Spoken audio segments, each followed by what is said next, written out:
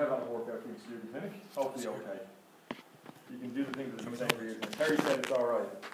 See how that works. Pretty doesn't work out too well, does it? No. Wouldn't have thought so. Usually it starts with eye rolling and then... yeah, I imagine it does actually at this point. Yeah.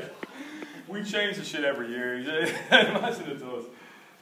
So you're a bit of soft tissue work in the neck. If the neck has got, if you got kind of a lot of tight muscles in there and a low pH in that area, is that going to give you a peripheral sensitization? Possibly. Yeah, if they're kind of a bit bunged up and there's not a lot of movement going through there, is that going to cause sensitization in the nerves? Absolutely, it could do. So is a bit of soft tissue work indicated? Why not? So you can start off this working a bit of soft tissue because we're allowed. It's okay. You can do it. I'm quite fond of a bit of soft tissue. Are you there, Shane? Oh, there's normally the age chatting away with this, Shane. You know it's on your head, don't you? Yeah. Well, you've got that thinking you're fat, don't you? You're obese. It's lifestyle factors, probably. What's wrong with you? So we do that. You can do some of your, you know, your PAs. What's that wave technique? I kind of think of that like a PA technique on the just without having to get a patient to turn over on the table. It's like a lazy PA, isn't it? You know, let's get it the fastest angle there. That's how I use that. Okay. If someone's got some scaling, I just use that kind of just loosely kind of close in and just shorten up the scaling's need in themselves. The scaling's feel tight. Could that irritate? Yeah, it could cause some sensitivity in nerve. No problem loosening that up. And then gradually stretching a little bit there through the scalings. You okay there, Shane? When you're doing scalings there, you're I'll just... show you now, yeah. I'll show you here. I do. I'm kind of a bit weird. I come to some of these myself because my hand stopped working for a few years, so I had to come up with weird ways of using them. They work fine now, but they kind of kept these ways of doing them because they're easy. So I just push in through, knead in through. You know your scalenes massage with movement in the sideline thing, that's fine. You're doing a translation and you're massaging scalenes at the same time. This is a good technique too. Review that if you want it. Or we can get a bit straight out there. Yeah, still can get a bit stretch through there. A little bit of moisturiser might make this more pleasant for Shane, but only a tiny bit. Like oil the fucker up like he's doing a chipper or something, you know? Nothing worse. You ever make a mistake with the oil and it's like fucking everywhere? There's nothing worse than that.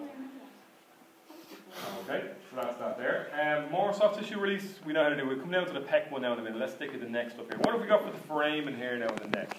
What can we do? Anyone got a couple of towels for me? Oh. Traction? Yeah, so we would have done that with Charlie. Did you do that traction with Charlie? Did you do that there? That was mulligan traction? No problem whatsoever. Thank you very much. Sorry, Shane, yeah? Grand. And another one of them obviously for the open. Let's just pretend because you know how to do this. We'll do them really quick. So we can do gently going into a bit of flexion. For an irritable one, we want to do static. Let's say it's this arm. Flexion, side bending, rotation. Let them just slowly add them in. They kind of usually have to fine tune a little bit if they're quite irritable. And then we put that up there. The other towel goes in there, the other pillow goes in there. And if we sometimes you got a pillow under the arms, you got a ridiculous kind of the arm, you kind of splint the arm, put a little bit, elevate a little bit. It takes some of the tension off. I think so many clinics like any bit of flexion in their neck and they would get pain in their lower back. Yeah. And slump test and all that, and it was all negative, you know. So interesting, isn't it? every time I tell me he was overweight, it was in his head. Didn't work. No idea. Yeah. But every time I put in any little bit of flexion, I wanted to do an opener and stuff like that. Yeah. She was giving out over her lower back, so I did a slump and it was totally nothing negative. Fine. Was it that was she legs straight, legs up? Was there any way? I brought the legs up as well. That changed? No, it didn't. No. It's interesting, isn't it? Glad it wasn't me. Is it fair to say that it's a sensitivity that's not too helpful?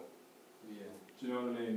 Is that fair to say? Now, is it a good idea to leave a line there of pain and say, no, wait and explain to you now about the pain. Yeah, my back's really sore. No, wait and explain to you.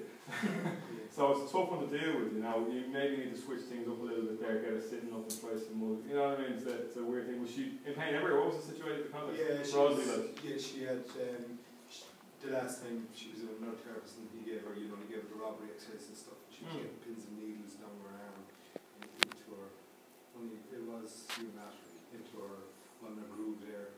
So I looked at that minor. Yeah. I know. It's so easy to start following. Yeah, so yeah. But it was really, she didn't want me in there at all. So she's got back pain, she's got shoulder pain, arm pain. She's seen the chiropractor as well for the back pain.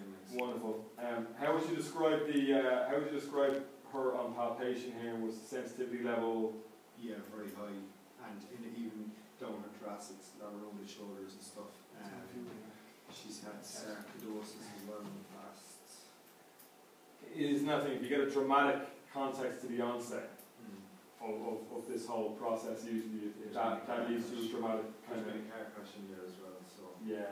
So what next? Isn't it? She's in that what next? There's a lot of talking to her actually to like kind of get a hold of what was going on, you know. Yeah. It's the vigilance and all that. Sounds like it's there, like a little twinge in the back.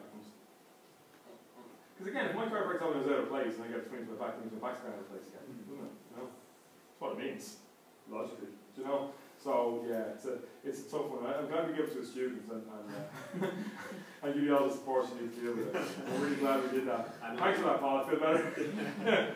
Here's the thing. At least you know you're dealing with a broad-based sensitivity. As a student, I think this stuff is really, really hard to do. Because I used to come in from my own clinic into the Priory, and I'd be treating people all day with this radicular type pain, all that kind of stuff, radicular patterns, no problem. I'd go into the Priory clinic, and when they'd listen to me in my own clinic, and I'm sitting there in my own environment, and I got my own stuff on the wall, and you know, they'd listen to me, and I'd go into there, and all of a sudden I'm an idiot student, and I found it really hard to deal with, you know. So I've been working for maybe 10 years before doing treating things, and I found it really awkward. So when you're a student, it's hard. When you're qualified, it's probably a little easier to take a bit more charge of that situation. Do you know what I mean? That's the only comfort I have to give you, apart from maybe a hug at lunchtime. That's where we're at, dude. Yeah. It's hard. That situation is very different. She's got a lot of conflicting messages, and you could be just one more message, but you don't have the credibility of the other people giving that message. That's the thing. Pain behaviours. Yeah. Tidying up, checking in with it a lot, all that stuff. Bit of that going on. Yeah. So. And kind of, you know, the kind of like, instead of me asking her all the time what it was, she was 8. So would we call that hypervigilance? So you got hyperalgesia, hypervigilance. On the thing of pain process, where we look for pain process, if this is the arrow between the nociceptive mechanical driven pain, and this is the central driven pain, and I use my nose as a little gauge. Tell me when to stop. Yeah, it's kind of 8, yeah, it kind of fits, doesn't it? You know, it's that hyperalgesia. So we know what we've got to do. We've got to change the processing, but it can be a quick thing, or it depends on how plastic she's going to be, and how much. And it's hard for her to take in. Think about it yourself. You see, that no one likes dealing with medical students, physical therapy. No one likes dealing with students. I wouldn't go near a student. No offense to you. I'd love to be treated by any of you, anyone in the room, anyone this whole year. No problem being treated by it. Would I like to go into a student clinic? No. Having worked in loads of them in China and Ireland, no, not a fucking bar. No, nice. So you can beat that. But not a fucking bar, because it's not a place to be. Do you know what I mean? A student clinic. Because you've got to worry about marking grades and everything else, and you're under pressure, so it's hard to do your best work, isn't it? You ever come into the clinic and feel like I didn't do my best work there? I've got all this stuff going on behind the scenes, you know?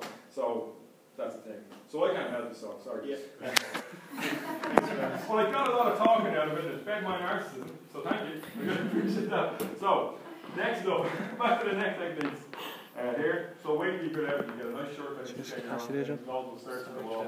Cheers, Paul. Okay, so flexion, side bending, rotation, that's a static one. The more dynamic opener, again, another pillow will be handy in there, but we'll use what we have for the moment. So we do a bit of flexion, slide bending, rotation, and I just tap my fingers that way, just to create a little gentle pumping action of the foramen there. Gentle little translation across there, a little bit of opening. Okay, think of it like a passive range of motion for the nerve root almost, you know that way? Passively getting a bit of pressure and release going on so we improve the circulation in there. Next. Terry, is there ever any correlation in the suprascapular arm, into the shoulder, into the arm?